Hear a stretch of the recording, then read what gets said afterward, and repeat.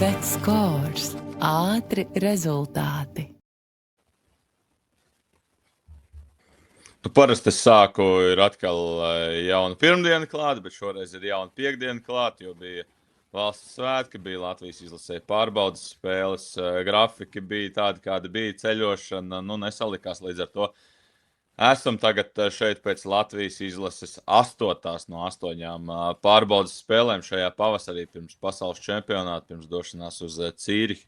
8 maču, 6 uzvaras, 2 zaudējumi. Arī no zaudējumiem galā kaut kas ir jāmācās, kaut kas ir jāpaņem. Bet Ulvis Brožer, Ralfs Freibergs, Freibi podkāsts. Parunāsim par Latvijas izlases sekmēm pārbaudas spēlēs. Ralf, kas jauns, kā tu iet? Sveiki, klausītāji, sveiki, skatītāji. Prieks, Ulvi, tevi redzēt pa ilgāku laiku. Neesam redzējušies. Iet labi, patīkams nogurums, teikšu tā, 2 spēles 2 dienās. Tas nav joks. Mums tās spēles bija svarīgas, abas divas gribējām labi nospēlēt. Un, jā, nogurums patīkams no rīta ierakstam. Vakarā cilvēki varētu dzirdēt. Bet, jā, labi aizvadīts tās 8 spēles kopumā nogriežņi. Un, vispār, ko es gribēju pirmais pateikties līdzjutējiem cilvēkiem, kas piepildīja arēnu. Cik tas spēlētājiem ir svarīgi un tā atmosfēra, tīpaši pēdējās 2 spēles, liekas, tas ir tā kā pasaules čempionātā ceturtdaļfināla atmosfēra, pilnīgi draudzības spēlēs. Un, mēs jau runājam par to, par tām atmosfērām un sajūtām, ko skatītāji tādās spēlēs sniedz. Un sajūta tāda, ka latviešiem mums tas ir tāds plusiņš. Mūs vienmēr līdzjutēji apmeklē un palīdz un stumjas priekš, bet tādiem norvēģiem, piemēram, man liekas, tur no tā sastāv tā būs viņu dzīves apmeklētākās spēles iespējams. Ja, un, tiešām paldies tiem, kas atnāca un atbalstīja un rakstīja, un tas pozitīvs apkārt. Un tas bija patīkami. Tas ir patīkami un vispār vēlreiz paldies. Atmosfēra tiešām lieliska.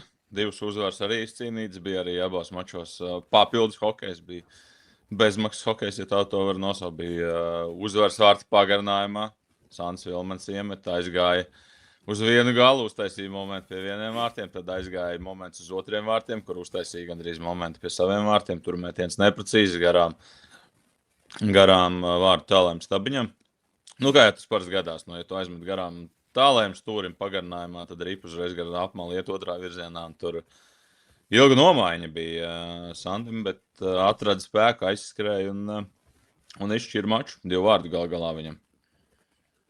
Jā, super Sandis pievienojas tik ātri, adaptēties pēc visas ceļošanas, vispārēji iekļāvās sastāvā ļoti labi un apzinīgs un parādīja savu līmeni. Tā varēja cilvēku redzēt no malas, kāpēc viņš šogad spēlē NHL un mērķiecīgs uz mešanu apveltīts uzbrucējs un ļoti labi nospēlēja šajā spēlē.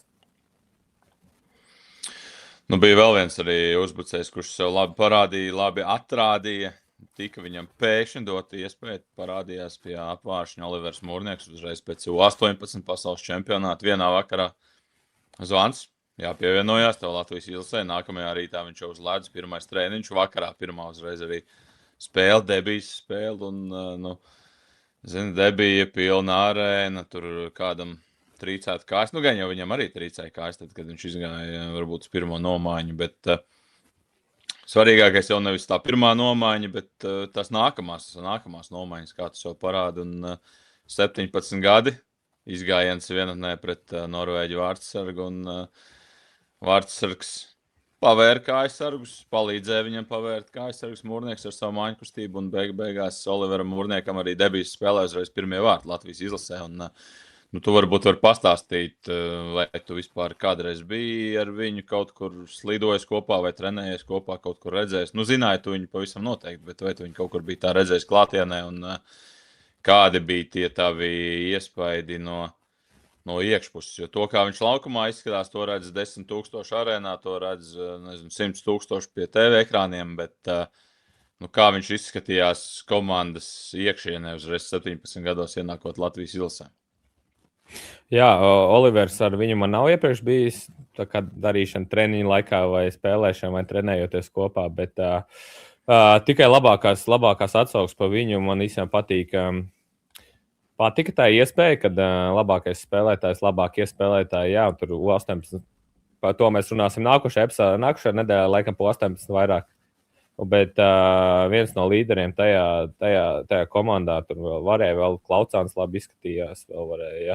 Un Plūmiņš labi izskatījās, bet kas man patika, vairāk no malas, jā, viņam iedeva iespēju, viņš izmantoja laukumu, guva 2 spēlēs 1+1, bet vispārīgi patika no novērojuma, tagad es esmu vecāks spēlētājs, pastīties, kā ģērbtuvēji reaģē un kā jāuzvedās jauniem spēlētājiem un izjāja cepuri nost un var redzēt, ka viņš ir labi audzināts cilvēks. Tas noteikti kompliments izteikt vecākiem.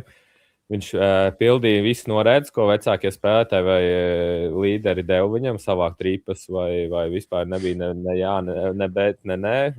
Iesildīja Gudļevsku 2. spēlē un iesildīšanās darīja visu un vispār no malas novēroju, un es pavēroju viņu nedaudz, un es redzēju, ka viņš vēro citus. Un, man liekas, tas jaunajiem spēlētājiem arī nākotnē, ja kāds klausās, kas ienāk izlasē, cik svarīgi tā ir tāda dot iespēja viņiem ir pavērot tos augstākas klases spēlētājus, kas iespējams viņu pat nākotnē, bet no viņiem mācīties. Kā Rudolfs Balcerts iesildās, kāda viņam ir forma, kāpēc viņš dara to, vai Sandis Vilmans, cik agri atnāk pirms spēles uz halli, 3 stundas pirms viņa jau sāk iesildīties. Un tā ir, piemēram, uz ko viņam vajadzētu noteikti vairāk skatīties un kā ģērbtuvē uzvedās. Un viņš noteikti nākotnē būs izlasē līderis un viņam būs tādam jābūt, kas notiek pirms spēles ģērbtuvē, kā kapteinis, kādu runu, kādus vārdus saka, kā uzmundrināt un vispārējo. Tas ir izcili iespēja jaunākiem spēlētājiem mācīties un cerams uzņemt to informāciju, absorbēt un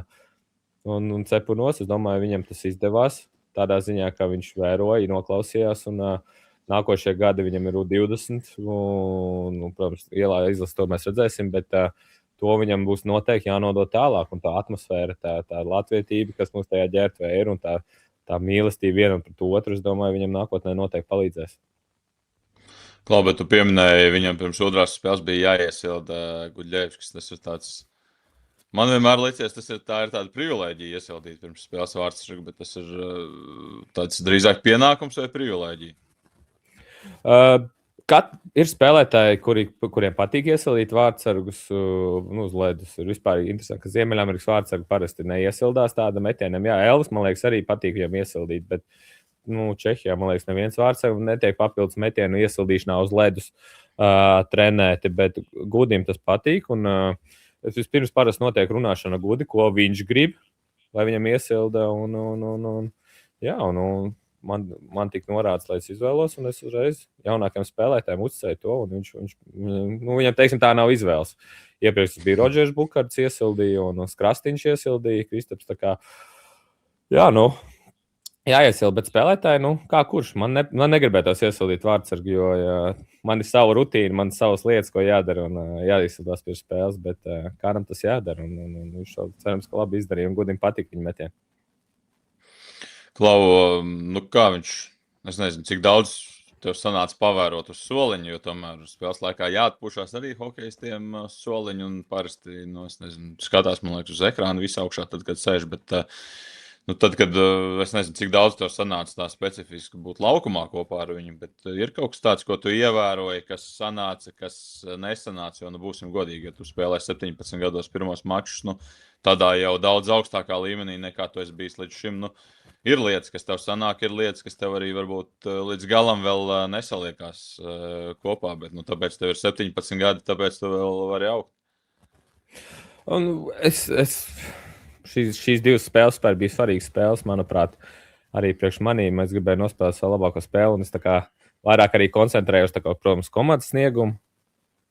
Tas ir asistents, man jāpalīdz vispārīgi komandā, visā tā kā tā atmosfēram, visam, kāds soliņš tai dzīves. Un tas ir, es domāju daudz par sevīm, un man nebija tā laika domāt par citu sniegumu spēlētājiem uz tā laukuma. Tā kā, vai es kaut ko piefiksēju specifiski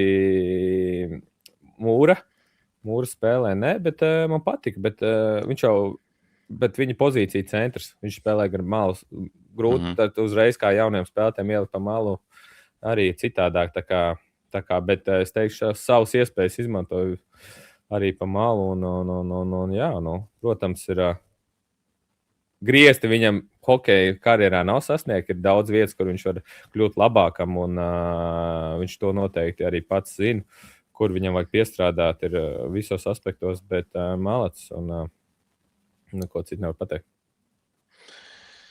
Klau, tā koncentrēšanās savai spēlē, bet otrais mačs pret Norvēģiem, ceturtdienas vakarā. Nu, tur bija viena tāda epizode, tuvojoties jau spēles beigām, tur bija viena tāda epizode, kur tu arī nokoncentrējies Norvēģu virzienā un izstāst, kas tur notika. Nē, nu tur bija, man liekas, spēles beigas overtime, laikam, jā, tu domā? Jā, nu tur, kur bija tas 44. Koblers.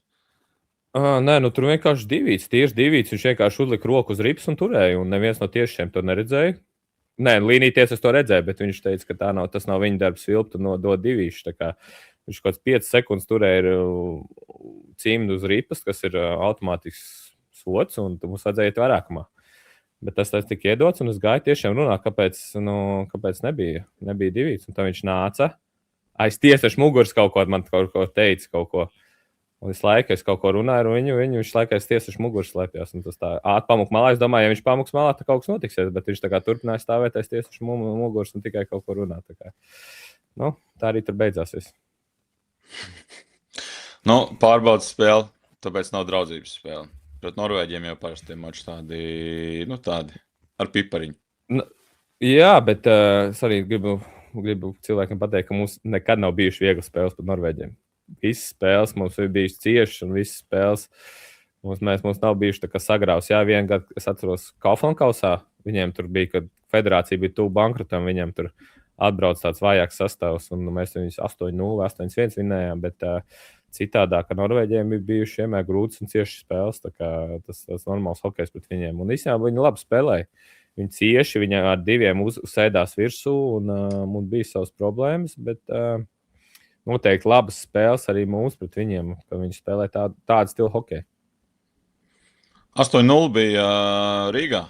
Tā toreiz bija pēdējā pārbaudas spēle pirms pasaules čempionāta. Tad 2024. man liekas, jo pagājušajā gadā spēles bija Norvēģijā. Un bija 2 pagarinājumi, bet man šeit 24.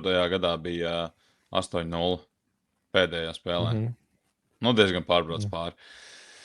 Bet labi, lai nu kā, pirms tam bija arī jāparunā mazliet, neesam runājuši 2 spēles Slovākijā. Tur citiem bija 2 spēles 2 dienās, citiem nebija 2 spēles 2 dienās. Kā jums gāja Slovākijā, kā tu vari novērtēt to, kā bija arī izbraukumā, jo tomēr viens ir spēlēt mājās, gulēt savā gultā, spēlēt pie pilnām tribīnēm, cits ir spēlēt Slovākijā, kur izskaties, ka Slovāki tajā dienā vairāk domā par U18 izlases panākumiem un spēlēm nekā par lielo izlasi. Skatītāju ziņā es piekritīšu.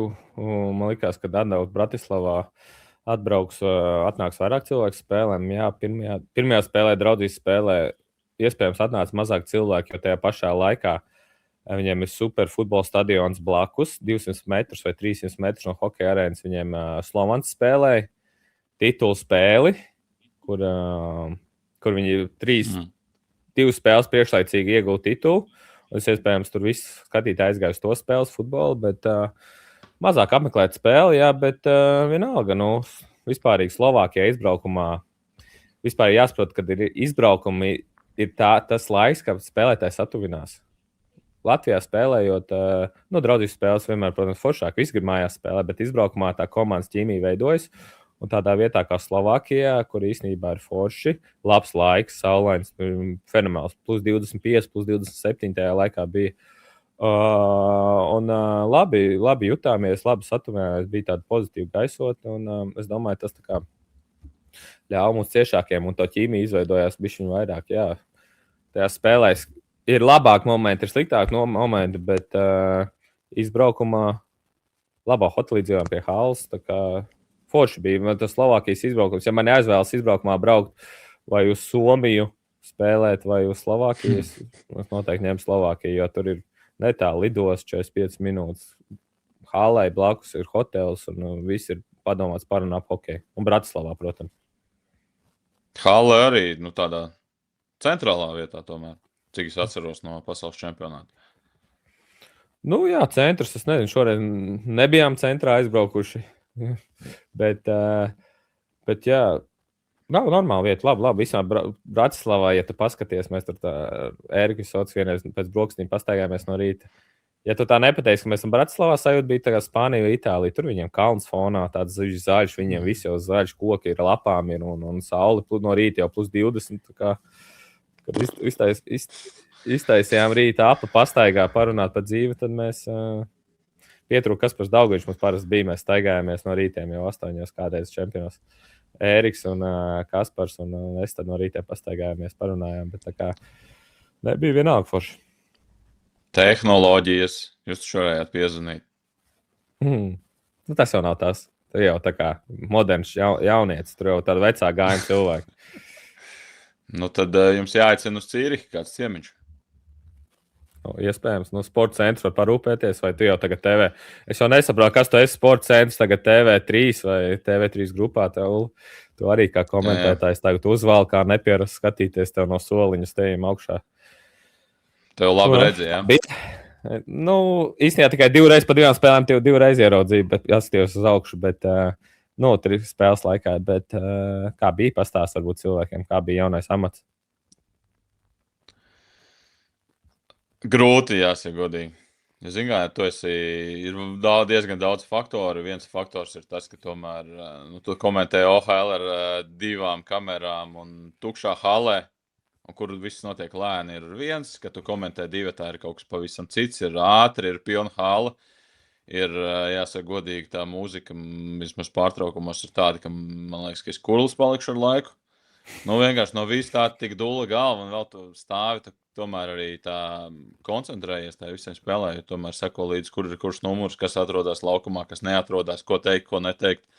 Reizēm ir labi komentētāji, ne tikai māk labi runāt, bet arī māk labi paklusēt kaut kādos brīžos, un tu koncentrējies, tu par to visu domā, un beidzās spēle, un sajūta, ka tu būtu nosēdējis kaut kādā eksāmenā 3 stundas, un neviens nebūtu veidinājis telpu. Apmēram tāda sajūta, ka tu sēdi un tāds īsti nesaproti, kur ir labā kāja, kur ir kreisā, kur ir labā roka, kur ir kreisā. Bet,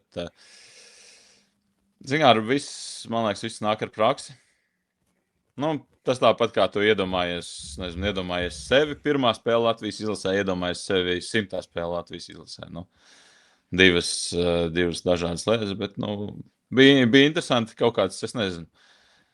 Nu, tu droši vien tagad trenējies, tev bija sapnis uzspēlēt Latvijas izlasē. Man tāds baigais, es nekad neesmu tāds baigos sapņus licis, bet vismaz viens ķeksīts dzīvē, ko ielikt ir, un forši, ka bija tāda iespēja, un pie tam vēl pilna arēna, kā jau Rudolfs Balcers, pirms pirmās Norvēģijas spēles šī kapteiņa uzrunā tajā aplītī, un tad viņš teica, ka ne katrai izlasē ir tāda privilēģija, ka tu spēlē mājās un ir pilns tribīns.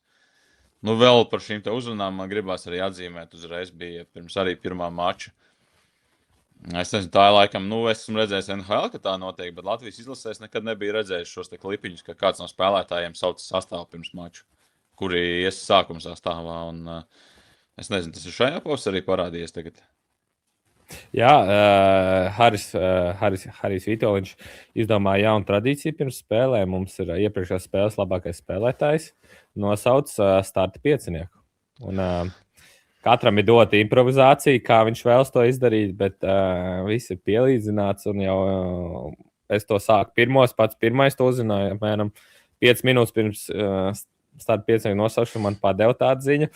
Un bija jāizdomā kaut kas, un īstenībā forši patīkami, pozitīva atmosfēra. Un tagad katram spēlētājam, iepriekšējā mačā labākajam spēlētājam, jānosauc tas starta piecinieks. Man ļoti patika tas, ko izdarīja Roberts Mamčits. Tas, kā viņš to apstrādāja, es vēl pēc nākamā treniņa paliku līdz beigām, jo viņš tur ar Zīli pēdējie, viņi tagad nespēlēja otro maču. Viņi tur pēdējie palika uz ledus, man gribējās noskaidrot, vai viņš pats visu to izdarīja. Viņš teica, jā, tur ātri piesēdos, viss tā parasti nolastā. Tur uzvārdu nosauc vai kaut ko tam līdzīgi. Man gribējās kaut ko interesantāku. Un, tiem, kas nav redzējuši, tad viņš teica, vārtos Mūris Gudis, aizsardzībā sarkanais Bulls Šmits, baltais Tīģers Zīle. Jo viens spēlē Minhenes Red Bulls, otrs spēlē Liberēts Bili Tigri. Uzbrukumā Pantēra Vilmans. Lauva Balcers un Smira. bija ļoti labi. Es viņam teicu, viņam pasaules čempionātā garlaicīgi varam viņu piesaistīt. Varbūt viņš kaut kāds virsrakstus var padomāt vai kaut ko tam līdzīgu. Jo, ja tu vari tā pāris minūtēs ātri šo iedomāties un uzburt, jo es pēc tam skatījos pēc spēles šo klipiņu, man bija tas būtu tik labi, ja es kaut ko tādu būtu iedomājies spēles laikā, pateikt, ka sarkanais bullis piespēlē baltiem tīģerim, bet ir kur pielikt vēl. Jāmācās no labākajiem.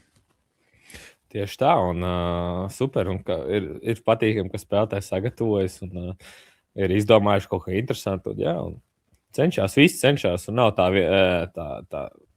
patās to darīt. Ir forši, un čaļi uzmundrinās un pozitīvi, un beigās mums ir, ko mēs aizsākām pašā sākumā, kad mēs esam suņi, un tur arī tā kā var dzirdēt. Tā kā. Jā, labi, vispār ir gaisotni un pozitīvi, un čaļi grib tiešām, un viņiem rūp, un grib labākās spēles aizvadīt un cenšas. Un arī, ja man jāsaka, mājās ir forši, ir vieglāk spēlēt, arī grūtāk. Un jau tik daudz cilvēku atnāk uz spēlēm un gribās parādīt savu labāko sniegumu. Ja kaut kur kļūdiņi gadās un kaut kas nesanāk, tad tu pārdzīvo to, ka cilvēki ir atnākuši tik daudz un tev tur nesanāk. Un tad dažreiz sanāk vairāk pārdzīvot, nekā tev vajadzētu.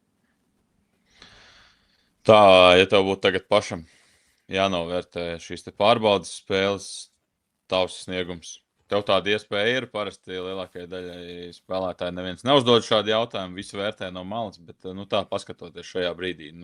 Pirmkārt, ir tas sagatavošanās cikls, arī tas ir kaut kāds fons, ka tev ir gāri treniņi ir bijuši, ilgas dienas ir bijušas, citāds pieejams nekā iepriekšējos gados ar šiem atsevišķajiem aizsargu un uzbrucēju treniņiem, kas tās dienas pagarina. Jo parasti bija tas brīvais ledus pēc beigām, un tur vairāk droši vien jaunie spēlētāji to izmanto un pamētā pa vārtiem, un tas tāda nepiespiesta atmosfēra, varbūt tā to var nodēvēt, un tagad bija jāstrādā arī atsevišķi aizsargiem uzbrucējiem, tas fons, bet 8 pārbaudas spēles aiz muguras, kā tev pašam liekas, kā tev šķiet, kā sanāca, kur vēl jāpieliek, un arī tas parastais jautājums varbūt klišejiskais, bet šajā vietā, man liekas, kā tu jūties, jo gadi jau arī mazāk nepaliek. Nē, jā, treniņu process tiešām, kā Krasenbergs balvas saņemot vakar pēcspēles ģērbtu, viņš teica, 2 mēneši tiek strādāts, gandrīz vai 2 mēneši tiešām esam strādājuši sviedros un asinīs. Šogad bija tiešām tāda nopietna nometne un strādājām, un bija brīvdienas arī ik pa reikam iedeva, bet tiešām darījām visu maksimumu. Ja spēles jāvērtē, pirmās pret Austriju noteikti grūtāk, jo bija pauze, un tad bija jāiet tajā spēļu ciklā, un pretinieks arī bija agresīvs, dzina mūsu stūros. Tur bija labāk momenti, sliktāk momenti, es tur vērtēju savu spēli, piemēram, 6-7. 5, 6, 7, kaut kā vidēji spēles. Es varu tik tādu necos Somijas turnīrā, es tur, normāli, man liekas, nospēlēju 7 uz augšu kaut kā. Slovākijā, nezinu kas, bet man tajā Slovākijā, par Slovākiem patīk, jo tur vairāk čom tajā sastāvā ir bijušie komandas biedri. Labs laiks ar atmosfēru, zinām, halle. Tur man bija ļoti, labi sanāca to vienu spēli nospēlēt. Tiešām bija apmierinās par savu spēli, bet tad atgriežos Norvēģijā. Pirmā spēle nepatika. Tur es to visu spēli mocījos, lai kājas ieslēgtu. Man tur, kā es saku, kad cilvēki tik daudz sanāk un tu gribi parādīt savu labāko sniegumu, tev īsti nesanāk, tad tu tur pārdzīvos vairāk par sevi, bet tu domājies, tiešām tā spēle man kaut kā vajag iesiet. Un vakardienas spēle, savu spēju robežās. Savu spēju normāli nospēlēt. Kā tev patika ar Arturu Anžānu spēlēt kopā? Jo jūs pagājušajā gadā, man liekas, arī uzspēlējāt kopā. Man šķiet. Pagājušajā gadā neatceros, bet mēs jau Vācijas turnīrā novembrī spēlējām kopā. Jā, strādīgs čalis cenšas un labi sanāk, jā. Apmierināts. Tiešām, es domāju, treneri arī apmierinātos redzēt kopā. Tā kā to mēs redzēsim, kā viss beigsies. Tas nav mums jālēm, mums jāiet uz laukumu, jāspēlē un norādījums jāizpild kādu dotie. Bet es tiešām, jo vairāk spēlēm kopā, jo vairāk saprotamies. Un, man ar viņu, man liekas, teikt saskan. Kā ar, nezinu, tā mazliet kaut vai pavarot priekškaru kā ar tiem norādījumiem, jo izskatījās tas izvēlētais spēles stils no tām pārbaudas spēlēm, nu vismaz no malas skatoties, izskatījās, ka bija, nu nebija visu laiku viens un tas pats hokejs, ka bija dažādi piegājieni, kaut vai, nu tās pašas Somijas spēles, kam mēs tam mazliet pieskārāmies, kur bija, nu tāds, man liekas, no visām komandām, kas tur spēlēja labi, tur pēc tam Somija un Dānija savā starpā uztaisīja vārtu festivālu, bet, nu tās spēles bija tādas, nu, ļoti mierīgas ar atkāpšanos atpakaļ pret Norvēģiem atkal. Tā pirmā spēle likās tāda, nu, diezgan liela skriešana īstenībā. Es saku, fani, es domāju, ka tā sistēma nemainās. Pretinieki piespiež tev kaut ko mainīt noteikti savā spēles gaitā. Taktikā jau it kā nevajadzētu mainīties, bet spēles gaitā tur piespiež, jā, vai viņi skrien virsū vai atkāpjas. Nu, pret Somiem runājam, Somijā tur Somija vienmēr atkāpjas. Tur tā spēle ir uzliec Latviju pret Somijas spēles ir vienmēr tādas mierīgas un mazu gūtu vārdu spēles, bet jā, 2-1 ja skrien virsū, 2-1, jā, uz kuru pusi pagriez, kā griez, jā. Jā, un Norvēģi uzbruka aktīvāk bija un uzreiz tā skriešana lielāk notiek, un arī fani atnāk, jāsaka, tad mēs mēģinām vairāk parādīt, ka mākam spēlēt, un dažreiz lieki, piemēram, pirmajā spēlē aiz vārtiem mēs tur varēja mierīgi piespēlēt Smiram un Sādiem, gribēja smukāk tur nopest ar muguru, kur mēs pēc tam ielaidām otrā perioda beigās, tur tā kā es arī varēju pieredzējušāk nospēlēt, nevis tā kā domāt, kad smukāk nospēlējuši, jā. Bet no tā jāmācās. Labi, ka mēs mācīsimies no uzvarām. Manuprāt, svarīgākais šajās spēlēs ir prast uzvarēt un uzvarēt spēlēs. Tas ir svarīgi, jo skaisti zaudēt nevienam te neinteresē. Vienalga, kā spēlē jāuzvar. To mēs, man liekas, šajās draudzīs spēlēs esam izdarījuši. Nu, uzvaras beigās iedod arī pārliecību, ka tas, ko mēs darām, tas ieguldītais darbs, nu, tas nav palaists vējā. Kaut vai uzvaru pārbaudas spēlē. Un jāsavēl to, ka veiksmi jānopelna. Vienmēr, man liekas, veiksmi nāk arī beigās apskaties tie, kas ir vairāk strādājuši, tiekušies uz to. Un vispār interesanti, mans novērojums bija pirms arī spēles. Mums pateica Lūsiņš, Edgars ir vārds treneris, viņš ar to Norvēģijas vārdsargu spēlējis iepriekš kopā, vai redzējis, vai Vācijas līgā viņš spēlē. Viņš teica, ka viņš izgūž vārdus speciāli ārā. Un jau 2, 3 tas notikās. Tiesaši teica, ka viņš nokrita uz muguru. Tā kā netīšām, bet mēs jau to zinājām. Un es teicu, ka otrajā reizē, kad viņa pretinieku spēlētājiem salūza nūja, un viņš uzkrita uz vārtiem, iztuma vārdus un apstādināja. Un es teicu, īstenībā tas viņus sodīs. Jo cik tā viņa var tā kā spēlēties ar tādu tā kā kārmu, nekārmu, bet tā. Un beigās pēc tam ātri paņēma un jā, Vilmans smuki izgāja un atdeva balcim uz tukšiem vārtiem, teiksim tā. Un tas bija tāds tā kā, redz, beigās atspēlējās tas vārds, tas, ka viņš tur tā kā mēģina apmānīt sporta vai hokeja dievus. Jā, īstenībā bija. Es atceros, spēles sākumā bija tas, kur viņš tā gāzās un tā uzgāzās virsū tiem vārtiem un izsit viņus no vietas. To momentu es atceros. 3 reizes tā bija tajā spēlē. Nu, viltības, vārds sargiem, vārtu vīriem. Katrs mēģināt. Edgaram Sāļskim bija ķivera krīta lejā, atceries? Tas ir, man liekas, leģendārākais gājiens Latvijas hokejā vispār. Nu, kā to var neatcerēties? Bet tā atkal ir tavai komandai, tas nāk par labu. Tu jau droši vien arī kaut kādas situācijas bija, ka tu biji laukumā un tev tas noderēja, ka tā ķivera tur aizlidoja pa gaisu. Noteikti. Nē, tā jau viņš pareizi nospēlēja. Protams, apstādinājās spēli. Spēlētāji varēja nenomainījās, bet vismaz nūju salauzta paņēma rokās un cik vieglāk spēlēt, kad visiem spēlētājiem nūjās rokas. Rokas nūjās. Rokās nūja.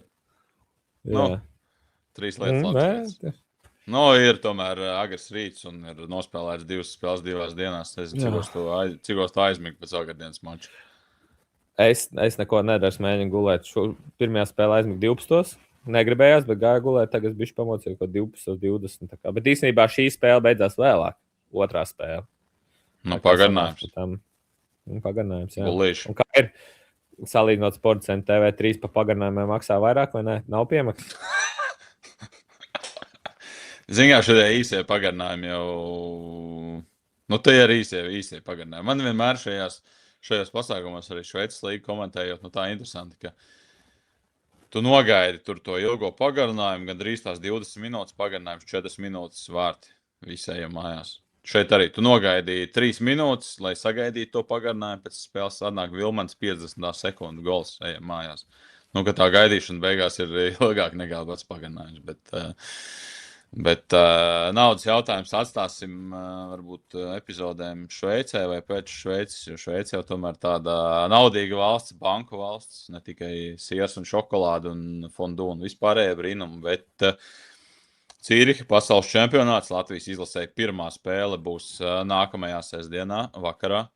Sestdienas pašā vakarā pret laukuma saimniekiem, uzreiz nākamajā dienā jau otrais mačs, un, protams, lai labāk sagatavoties pasaules čempionātam, nākamajā nedēļā vēl pirms došanās uz Cīrihu mēs parunāsim par sastāviem, par pretinieku sastāviem, par līderiem, par zināmajiem spēlētājiem, par spēlētājiem, no kuriem jāuzmanās, no spēlētājiem, kurus varbūt var arī pakaitināt, jo te kādam patīk kaitināt pretinieku spēlētājs, bet svarīgs laiks, svarīgs datums, ko likt aiz ausis, ir 12. mājas, kas ir otrdiena, 13:00 vienas dienā.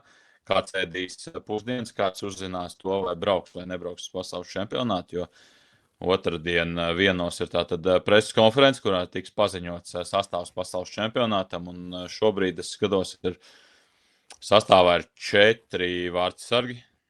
Nu, tur, es domāju, vismaz no manas skatu punktu nekādi brīnumi pārsteigumi nav gaidām, jo mēs redzējām abas pēdējās spēles, noslēdzošās pārbaudas spēles sargāja vārtus Kristers Guļļevskis. Vienā spēlē rezervē bija Gustavs Grigals, otrā bija Marks Mitens. Tātad šie 3 brauc, jo Jānis Fecers arī pirmajā dienā, kad viņi visi 3 arī bija uz ledus, tad Fecers neslidoja. Viņš slidoja otrajā dienā, kad Gudis gatavojās mačam un negāja uz ledus. Tad ir 10 aizsargi šobrīd sastāvā. Nu, visdrīzāk tas nozīmē parasti 2 liekie jāatrod, jo 8 parasti brauc. 2 liekie, nu šobrīd tā mēs skatāmies. Labi, Miks Tumānos, viņš bija pagājušajā gadu pieteikumā, bet viņš nespēlēja, bet, nu, ieskaitam to, ka viņam bija pasaules čempionāts. Nu, tad šobrīd 2 potenciālie debitanti, Artūrs Anžāns un Alberts Šmits, un, ja man būtu jāprognozē, es domāju, ka viņi abi brauc un viņi abi debitē.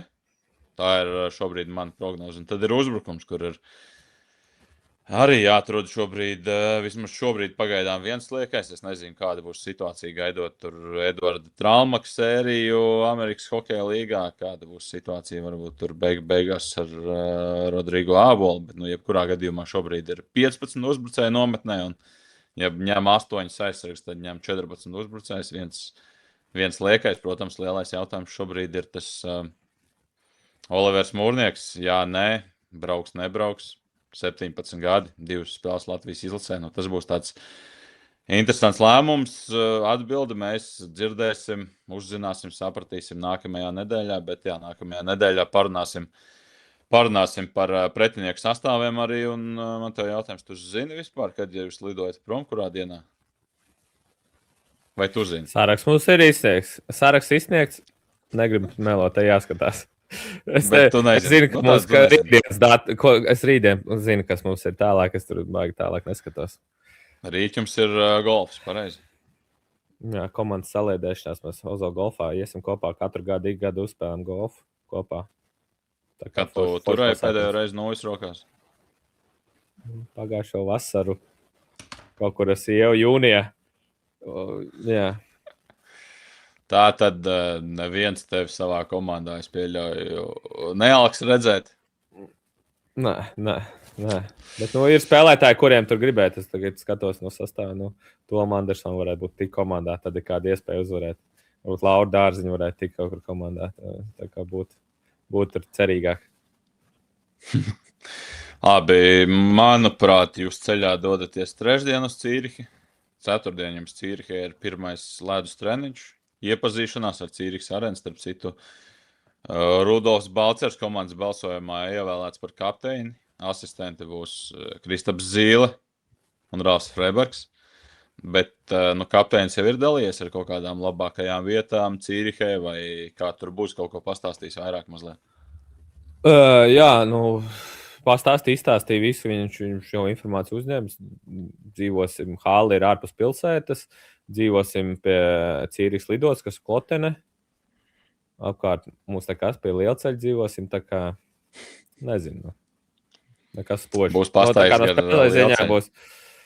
Jā, turpat es atceros, ka mēs bijām draudzīgi spēles, kur Klotenē pret Šveici, tad mēs arī tur dzīvojam tajā pašā hotelī. Tur pāri šosei bija jāmeklē ceļš, lai uz veikalu aiziet pārtiks. Nezinu. Redzēs, kā būs. Ja tur 3 nedēļas jāpavada, atkal. Kā būs, tā būs. Bet tas vienīgais, kad tu atbrauc kaut kur čempionātā, tu gribi kur pastaigāt, pastiet, ieraudzīt kaut ko. Tagad būs jābrauc. Bet tur vilciens plakām ir, vai metro viņiem, man liekas, ka nav. Tā kā redzēs. Neizplānojas neko. Brauksiet ar precīzajiem Šveices vilcieniem. Varēsiet braukt, apskatīties, iepazīties, un tad jau skatīsimies, kā ies. Tad sestdienas vakarā pirmā spēle pret Šveici 21-20, tad ir svētdienā 21-20 pret Vāciju, tālāk Austrija, Somija, Amerika, kas, starp citu, pat kā paziņoja arī savu sastāvu, un tur Meķu Kačaks būs ierindā, tad tālāk arī Lielbritānija un apakšgrupas noslēdzošā spēle 26. maijā pret Ungāriju. Šādi 7 pretinieki būs apakšgrupā. Viena grupa spēlē Cīrihē, otra grupa spēlē Friburgā. Un mēs, protams, domājam par Latvijas izlasi un parunāsim nākamajā nedēļā par pretiniekiem, bet šajā nedēļā liekam punktu, vai ne? Maza piebilde. Paldies, Markus Komols. Talsinieku uzdāvināja man šitādas tā kārtas pa hokeju. Tie, kur nebrauc uz Šveici, tā varēs mājās pie televizoriem uzspēlēt kārtas. Es paskatījos, baigi interesanti, tā kā bija, forši. Kas tur ir? Uztais. Kas tur ir izvēlēts ārā viena? Nē, es lasīju, bet es pieļauju, ka spēles noteikumi varēja būt tādi, ka tu sēdiet pie gala, katram izdalīts kaut 6 kārtas. Un, piemēram, vai nav obligāti alus jādzer, nav taisīts vaļā, vai ir pielimēts, negribu saplēst. Ja? Un noteikti kaut kādi notikumi spēles laikā. Un tad, ja tā kārtas ir, es pieļauju tādu noteikumus, neeslasīju noteikumus. Piemēram, ja tur notiek pēc kārtas, katrs sauc spēlētājs, kas piedalās spēlē. Tas, kurš vairs nevar nosaukt, iemalko. Tas ir zibens. Tas ir kaut kāds zibens kārtas. Piemēram, tur kaut kāda pirmās kārtas bija. Kaut notikuma. Piemēram, ja kaut kāds notikums spēlētājs nokritīs bez kontakta, tad 2 sekundes ir jāmalko. 2 sekundes. Jā. Un ja tev tādas kārtas dalās, tad baigi interesanti īstenībā. Labi pavadīts laiks, skatoties mājās. Labi, tev tās kārtas iedeva, bet vai izstāstīja, kur viņas var dabūt? Neizstāstīja, man uzdāvināja. Tā kā viņš nebija nodoms reklamēt neko, bet vienkārši forši, ka padalās. Tā kā savējie tais un atbalstam savējos. Bet vai tu redzi sakritību, kāpēc tieši tev uzdāvināja? Jo man neuzdāvināja, piemēram. Vai tev ir Brožas podkāsts vai Freja podkāsts ir? Es vēl neteikšu, kurš izdomāja nosaukumu, kuram nebija žēl, teiksim tā. Varēja jau būt arī pilnīgi pretēji. Varbūt tas aiztaupīt arī kādas problēmas. Bet īstenībā arguments ir diezgan precīzs. Un es domāju, šo argumentu mēs arī liekam punktu. Tiekamies nākamajā nedēļā. Pirmdien tā nebūs, to mēs tik daudz zinām. Bet tas būs kaut kādā nedēļas gaitā. Parunāsim, saliksim. Varbūt tā būs arī pirmdiena. Kas to lai zina, jo Ralfs tagad savieba seju. Mēs vēl izdomāsim. Īsā atbilde ir, mēs nezinām vēl. Kaut kad būs, tāpēc abonējiet, sekojiet, laikojiet, komentējiet, un tad jau gaidām pasaules čempionātu. Nav aiz kalniem. Piektdienā nākamajā pirmā spēle vispār čempionātā. Sestdien sāk arī Latvijas izlase.